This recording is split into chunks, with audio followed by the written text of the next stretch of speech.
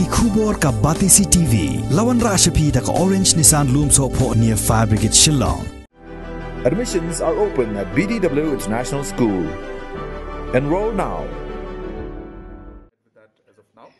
Kum ka jing rakhi ya ka jing ya lenti shau maumer ka jing dap sanpo snem jong ka jila Meghalaya ka ban salong ha ka arpuai tarik ukalalan kot arajar arpu ar ka sorkar jela kan sapen benaru ya ki song penroy bat ya ki project ki balong ki jing mentoy jong ki pai ba nong shong shnong ha ka jing ya kran bat kilat patai kubor ha ka shipau tarik ukalalan kot arajar arpu ar Menteri Rangba ka jela ukon rat ke sangma ulai tu baki don kumba lai spateli ki project ki ba ka sorkar kala bu thong ban pendep hadien baladep play barok shisnem shwa gani ka jing rakhi bar ha ka sngi rakhi ya ka jing dap san pos nem ka jela ka sorkar kan sa pen benaru sa kumba arteli ki project ki balong ki kampen roy hapo ka jela barok ka wei.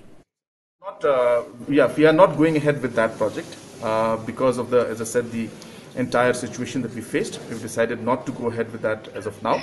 And through the year, as we go along, we have listed, in fact, close to about 300 projects that are there. And we will, as the year goes on, we have decided that rather than inaugurating things on one day, on that 50 years, on the Golden Jubilee, we will inaugurate them through the year so that the meaningful, the meaning increases.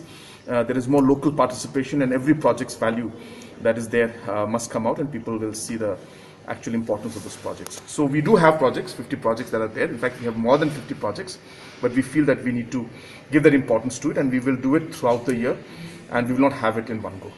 One or two very important projects that will be taken up on that particular day, which we will announce on the 21st.